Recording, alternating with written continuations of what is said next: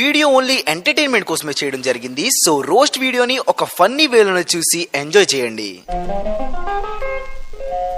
Hi guys, welcome back to another video. అందరూ బాగున్నారు అనుకుంటున్నాను. సో ఈ రోజు మనం రావణ్ ఫర్ యూ అనే ఛానల్ ని రోస్ట్ చేద్దాం. ఈయన గారు ఇందులో రివ్యూస్ చెప్తారనమాట. అవి మామూలు రివ్యూస్ కాదు, చూసే జనాలకి తలనొప్పి వచ్చే రేంజ్ లో రివ్యూస్ చెప్తాడు. ఈయన గారు నోట్లో నుంచి వచ్చే మాటలు వింటే జనాలకి వామిటింగ్స్ అయినా ఆశ్చర్యపోకర్లేదు. సో ఈ యమదొంగ మూవీలో ప్రభాస్ ఉన్నాడు. యాస్, ఒకసారి ఈ వీడియో చూడండి.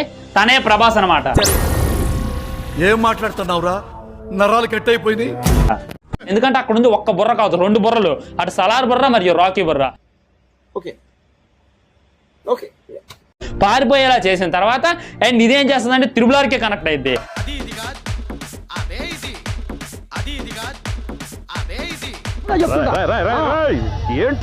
తర్వాత మన రామ్ చరణ్ ఎవరైతే ఉన్నారో రామ్ చరణ్ ని తీసుకొచ్చి మన ఎన్టీఆర్ కలిసి ఫైట్ చేయడం మొదలు పెడతారు.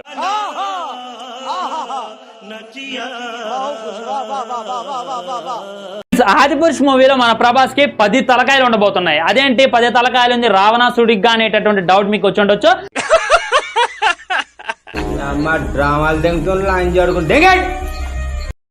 చూసుకున్నట్లయితే మన సలార్ ఏం చేస్తాడంటే రాకీ బైని సముద్రంలో మునిగిపోతున్నటువంటి టైంలో అక్కడ ఉన్నటువంటి సబ్మెరీన్స్ అన్నిటికీ ఓనర్ మన సలార్ ప్రభాస్ అన్నమాట. అక్కడ రాకీని మరియు ఆ బంగారాన్నంతా చూసి ఆ బంగారాన్నంతా గ్యాదర్ చేసి రాకీని రక్షిస్తాడు. రే, అది ఏమైనా స్విమ్మింగ్ పూల్ అనుకుంటున్నావేంట్రా? దూకిపోయి కాపాడడానికి ఎర్రి పువ్వుగా అలా దూకితే బంగారం పైకి తేవడం కాదురా, సచ్చి ఇద్దరు పైకి పోతారు. జర కొంచెం ఆలోచించి చెప్పురా మాకు. తర్వాత రాకీ యొక్క చరిత్రను తెలుసుకుంటాడు. అసలు ఎవరు నువ్వు, ఎందుకు ఈ విధంగా సముద్రంలో మునిగిపోయావనంటే తన గురించి, తన అమ్మ ఎమోషన్ గురించి చెప్తాడనమాట.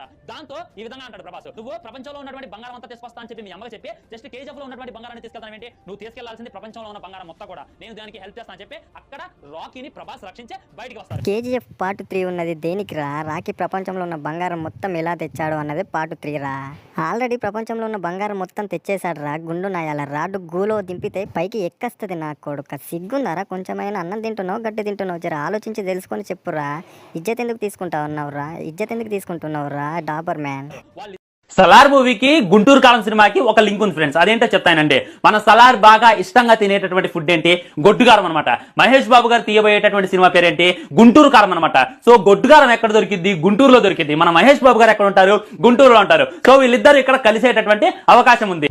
సినిమా షూటింగ్ కూడా స్టార్ట్ చేయలేదు, సినిమాకి సంబంధించినటువంటి పూజ కూడా జరగలేదు. అయినప్పటికీ ప్రపంచం మొత్తం కూడా ఆ సినిమా కోసం ఎగ్గల్లి వెయిట్ చేస్తుంది. హలో ఫ్రెండ్స్, SSMB 29 మన రాజమౌళి గారు మహేష్ బాబు గారు కాంబినేషన్ లో వచ్చినటువంటి ఈ సినిమా కోసం ప్రపంచం మొత్తం ఎదురు చూస్తూ ఉంది. జస్ట్ మహేష్ ఫ్రెండ్స్, SSMB 28 ఇది త్రివిక్రమ్ గారు మరియు మన మహేష్ బాబు గారు కాంబినేషన్ లో వస్తున్నటువంటి సినిమా. ఈ సినిమా మీద ఎవరికి కూడా అంత ఎక్స్పెక్టేషన్స్ లో చెప్పింది ఎన్నిసార్లు చెప్తావురా? హౌలేముండ అన్న ఉండొచ్చు, మూవీ టీమ్ అయి ఉండొచ్చు, వెళ్ళి మన పృథ్వీ గారిని కలిశారు అనేటటువంటిది క్లారిటీగా అర్థమవుతుంది. ఆయన కూడా గ్రీన్ సిగ్నల్ ఇచ్చేసిందంట సినిమాలో నేను నటిస్తా అని చెప్పి. ఎవరు చెప్పారా నీకు? మూవీ టీం వాళ్ళు చెప్పారా పృథ్వీ గారు నటిస్తున్నారు ఈ మూవీలో అంటే అని చెప్పేసి? ఎప్పుడు చూడు ఇదే పని అవరా నీకు? లేనిది లేపడం, ప్రేక్షకులను అందరినీ మోసం చేయడం.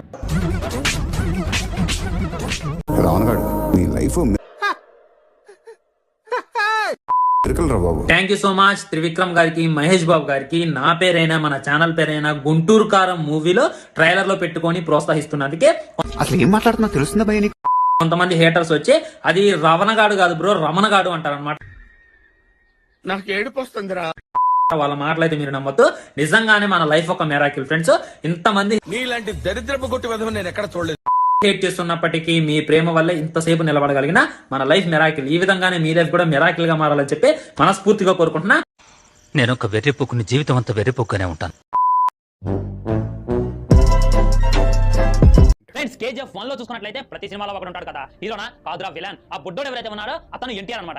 రే, ఏం మాట్లాడుతున్నావురా? నరాలు కట్ అవుతున్నాయి. KGF Chapter 2 లో ఇతనికి ఏమీ తెలియదు అని చెప్పి హీరోయిన్ కి కథ చెప్తారు కదా, ఆ బుడ్డోడు ఎవరైతే ఉన్నారో తను రామ్ చరణ్ అనమాట. నీకు సిగ్గు మానం రాదారా? చెంచలో నీళ్లు పోసుకొని దూకి చేస్తారే. నేను పోయే ముందు నీ టార్చర్ భరించలేక చేస్తున్నాను, కేసు పెడతారు ఉప్పల్ బాల్. దీని గురించి మాట్లాడాలంటే ఒక బెట్టింగ్ యాప్ వేరే రకమైన నేనంటైనా వేరే వాళ్ళతో ఆడించడమైనా ఇల్లీగల్ అనమాట. అండ్ వాళ్ళకి 18 సంవత్సరాల కన్నా వయసు తక్కువగా ఉందనుకోండి, వాళ్ళు ఆడితే వాళ్ళ చేసి జైలు వేస్తారనమాట.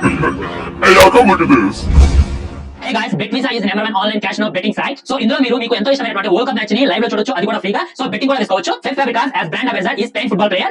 So the bonus గా 600% వరకు వస్తుంది. They are giving special gift for daily 1000 sign ups and it is 100% safe and trusted. So friends, ఇంకెందుకు ఆలస్యం, వెళ్ళండి BetVisa లో జాయిన్ అవ్వండి, నెలకి లక్షల్లో సంపాదించండి.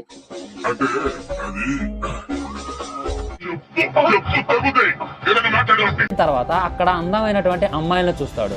చూసిన తర్వాత అక్కడ ఆ అమ్మాయిని ఎలాగైనా సరే లోగొట్టుకోవాలి, అమ్మాయిని ఎలాగైనా సరే రప్పించుకోవాలని చెప్పి తన దగ్గర ఉన్నటువంటి బంగారు కాయిన్ని విసిరివేస్తాడు. బంగారు కాయిన్ విసిరివేస్తే అక్కడ ఉన్న అమ్మాయిలు దాన్ని పట్టించుకోరు. దాంతో ఒక చిన్న పాప వచ్చి ఆ కాయిన్ని లాక్కుంటుంది అనమాట. నాకు ఏడుపు వస్తుంది. అంటే అక్కడ కింద పడ్డటువంటి ఆ కాయిన్ని ఏరుకుంటుంది. ఏరుకున్న తర్వాత అది తప్పు నాన్న కింద పడే అని చెప్పి వాళ్ళ అమ్మ తన చేతిలో ఉన్నటువంటి కాయిన్ని లాక్కుంటుంది. లాక్కున్న తర్వాత అక్కడ ఉన్న బ్రిటిష్ అధికారి, నువ్వు బ్రిటిషర్స్ యొక్క కాయిన్లే ముట్టుకునే అంత దాని పోయినావా, పదా బయలుదేరు స్టేషన్కి అని చెప్పి తను లాక్కొని పోతుంటే తన అమ్మ అడ్డుకోవడానికి ప్రయత్నిస్తుంది. అడ్డుకోవడానికి ప్రయత్నించినా కానీ ఆగకుండా తన తల మీద బలంగా కొట్టి తనని చంపేసి అక్కడ నుండి వెళ్ళిపోయి బ్రిటిషర్స్ అధికారులందరూ కూడా ఆ పాపను తీసుకొని బయలుదేరతారు అనమాట. దాంతో భీమ్ తనకి హెల్ప్ చేయటం, వర్కౌట్స్ ఈ విధంగా చేయాలి, బాడీ బిల్డింగ్ ఈ విధంగా చేయాలి అని చెప్పి తనకు నేర్పిస్తాడు. అప్పటికే భీమ్ చాలా అంటే చాలా బలవంతుడు. అప్పుడు మన అజయ్ దేవగన్ ఎంట్రీ ఉంటుంది అనమాట. భీమ్ తన బాబాయ్ అయితే తన ఎంట్రీ ఇస్తాడనమాట. ఎలాగైనా సరే భీమ్ని కాపాడాలని చెప్పి ఆ బాణాలకి బాంబులు కట్టుకొని, ఎందుకంటే ఉత్త బాణాలతో చేస్తే ఎంతోమంది చచ్చిపోరు, ఒక్కడే చచ్చిపోతాడు.